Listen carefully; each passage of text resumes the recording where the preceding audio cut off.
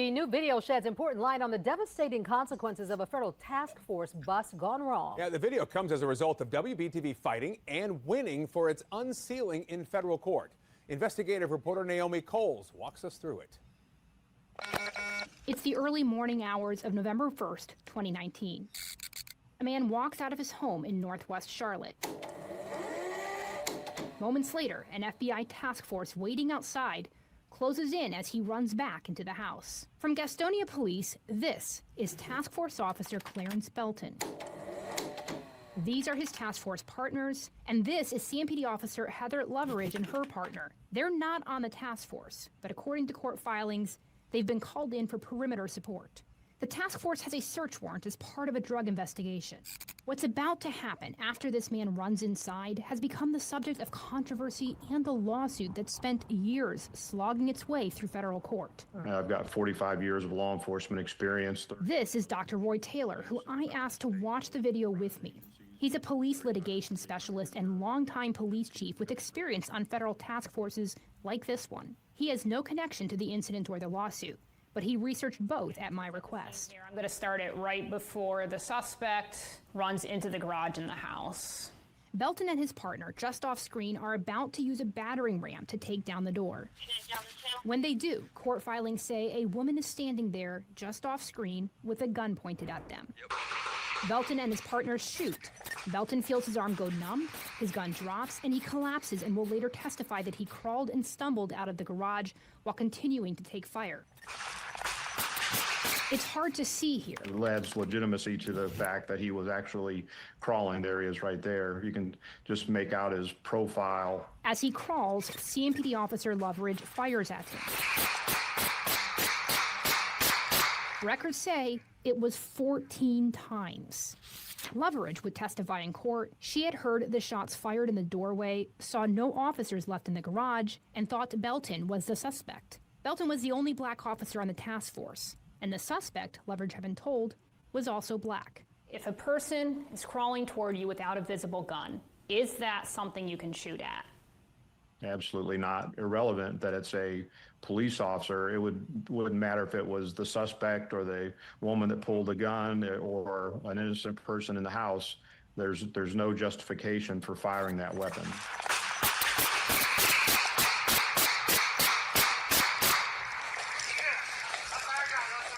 Belton survived, but with permanent injuries. Officer down, start that way. He's suing Loveridge in the city of Charlotte for negligence.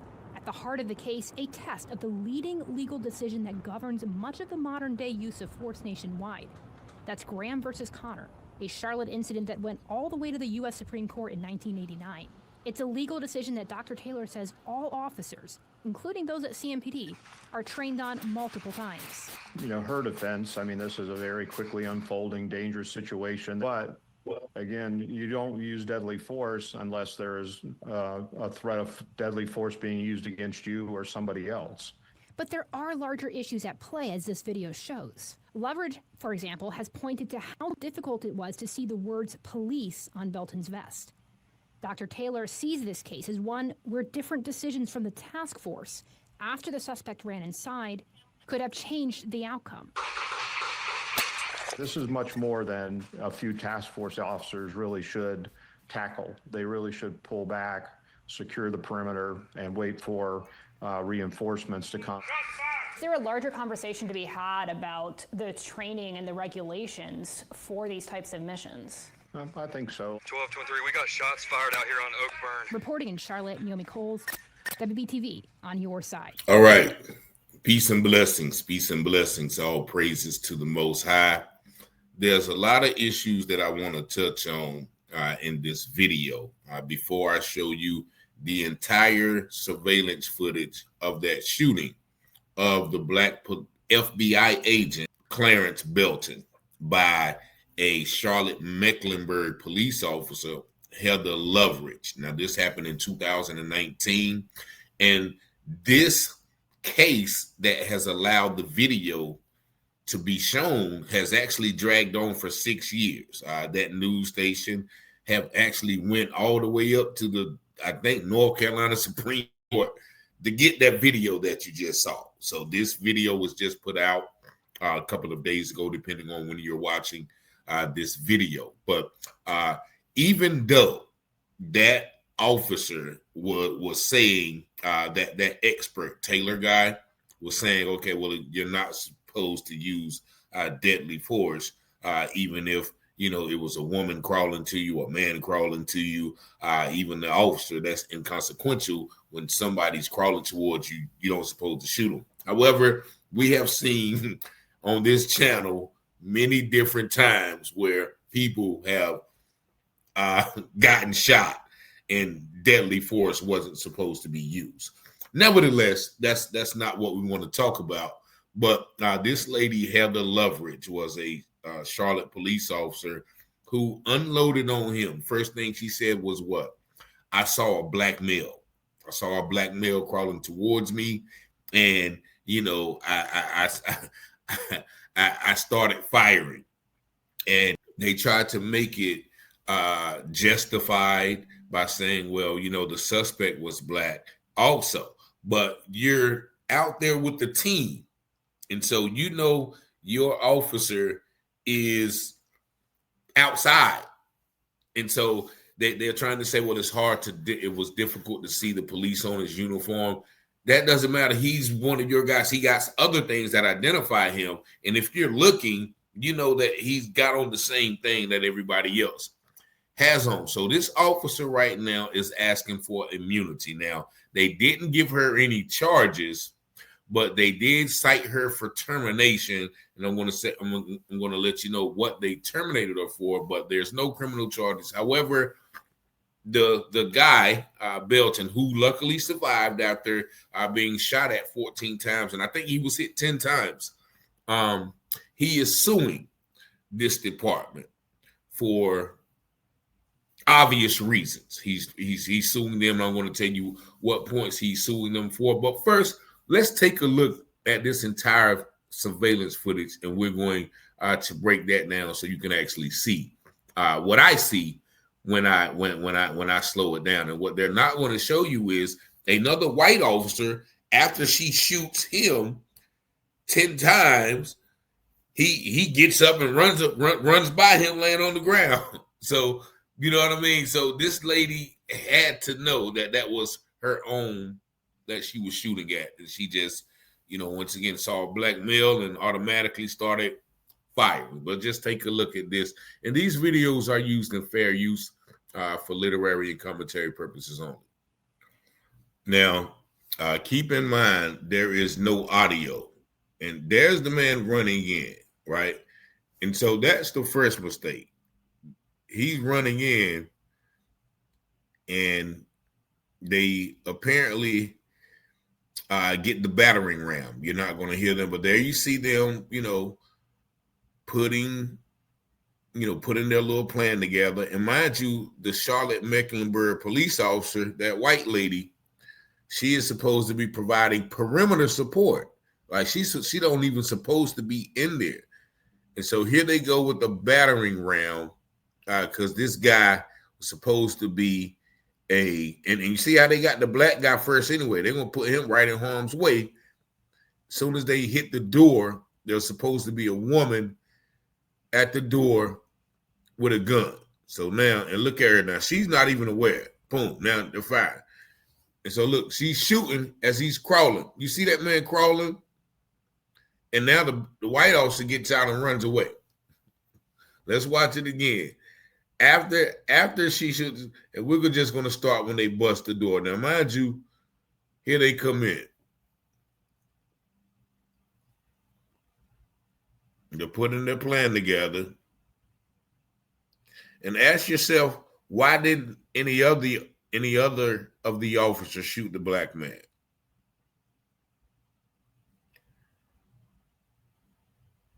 And even though he's black, he looks nothing like that suspect. That suspect didn't have hair. He was overweight, kind of chubby. This guy, got a young fro, and he's physically fit.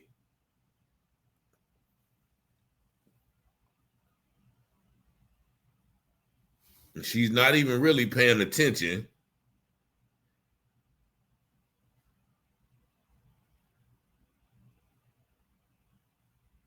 she's just firing away as the man crawls away. Now look at her white partner. He gets up. So why didn't she shoot him? If she was worried about that being those being a threat, because evidently there's no way you can tell me, and we'll stop it right there. There's no way that you can tell me that this individual did not know that was a fellow officer. Now, this guy, who were they looking for? And that's another wrong thing. This guy who they was looking for was supposed to be some meth trafficker, in North Charlotte. You see, the guy was black. He opens up his door, as you saw from the first video. He walks out, and then he just sees some cars pulling up. So if you are a dealer, of course, for your first thought, probably, man, somebody trying to rob me. So he instantly runs back in the house. He probably tell his girl, baby, get the gun, somebody out there trying to rob me. And so when the police battered the door, they probably didn't say police or nothing. She pulls out the gun, and I think the woman starts firing. The officer starts firing, but then this lady, as the man is crawling back after already probably being hit by the woman, he is subject to a barrage of gunfire from this lady. But once again, they have almost protected this officer. This video is just being released. They tried their best to protect her. Now, she has since being terminated. I'm going to show you this video, which gives you a little details about that. Today, we learned a CMPD officer was cited for termination nearly a year after a shooting that hurt another officer. This happened while an FBI task force was serving a warrant in Charlotte last November. One of the task force officers from Gastonia was shot. It's being investigated as possible friendly fire. Now, we knew CMPD officer Heather Loveridge was involved in the shooting as she was put on administrative leave. This week, though, she was cited for termination. That now goes to a civil service board. The officer who was shot did recover.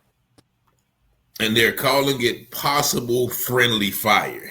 No, that's verifiable friendly fire. And even though that officer did recover, his law enforcement career has ended because of those injuries. He's not able to continue his law enforcement career. However, he did file a suit, and I think it was back in 2022. And that suit is obviously still going on today because the judge recently unsealed these videos. Like, they've been fighting to get these videos, and the judge was saying, well, it's a part of the evidence of the civil case, and in order for the white woman to get a fair trial, we have to protect these videos. But a federal court has ruled that the judge erred by denying footage. But this is a little information about the upcoming lawsuit from our brother, Mr. Belton, against the city of Charlotte,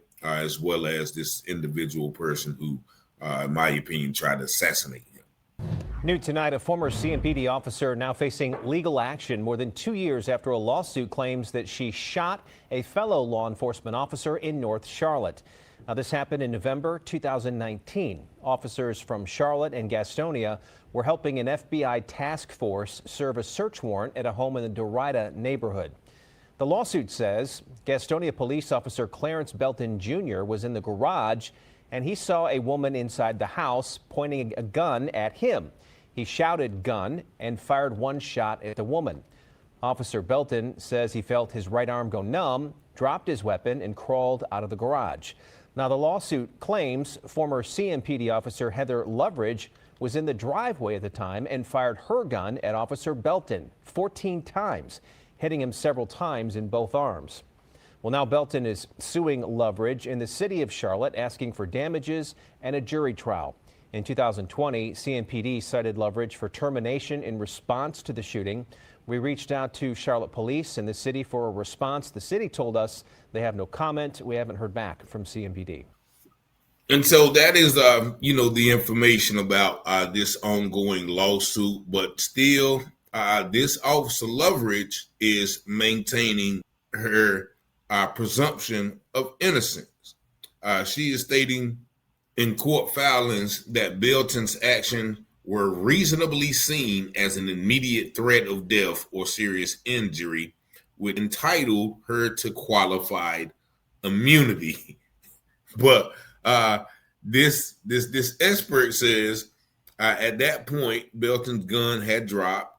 He was visibly crawling in the video, and Belton didn't represent a threat that Loveridge couldn't reasonably possibly get away from. We've seen this tactic used by police officers who shoot unarmed black men, regular men, saying, okay, well, they was a reasonable, dangerous threat. You know, I feared for my life. And that is what she is saying too. This officer who had been shot by a suspect who they sent him off to, he's the first one, he's the first line of defense. He's already been shot. He's crawling away, but he presents a threat to the lily white woman. So this is a case that I have not heard of, and I'm pretty sure you have not heard of, because they are trying to, you know, sweep this under the rug, not let the public see these videos, but now you have them. So you can see for your own self how, you know, this thing went. And so shout out to my brother Clarence Belton for staying vigilant and not allowing, you know, this assault to go unwarranted. But y'all let me know what y'all think about this video in the comments. Y'all see the number 919-587-7782. Thank y'all for liking, watching, sharing, and subscribing to this channel. If you have not subscribed, please do so, because it helps the channel grow and be more prevalent in the algorithm. But as always, I pray you have peace and blessings. As the scripture says, all things that are hidden shall be revealed, and those things done in secret shall be exposed on the mountaintop. Let's go, Rich. Let's go. You watching Telehouse Publishing, breaking news coverage. Give you the truth before fake news throw mud in it. Before the jury decide and the judge discover it, you should tune in to Telehouse Publishing. Telehouse Publishing, breaking news coverage. The propaganda grammar, don't believe none of it. Before the jury decide and the judge discover it, you should tune in to Telehouse Publishing. Who keep the people informed? Stories abroad from literary work, where the narrative's wrong. The research is always on point, the commentary is hard. It's Rich Teller raising the bar. Follow along, shout out to FBA, still FTP, big up NFAC, and all my black families. It's three sides to all stories, which one you gon' believe? We run down on the false prophets when they come to deceive. 100% urban world news, current events. We don't like them lies. Media is biased, cause we got God beside us. Ladies and gents is power. If you don't know why now, look around, we the darkest hours. Cops squeezing hammers, cause they don't understand us. We stop and freeze with our hands, and kill us off like cancer. Don't speculate before the facts on the case. Telehouse set them straight by smoking rich investigates. You watching Telehouse Publishing, breaking news coverage. Give you the truth before fake news throw mud in it. Before the jury decide and the judge discover it, you should tune in to Telehouse Publishing. Telehouse Publishing, breaking news coverage. The propaganda grammar, don't believe none of it. Before the jury decide and the judge discover it, you should tune in to Telehouse Publishing. Negroes have listened to the trickery and the lies and the false promises of the white man.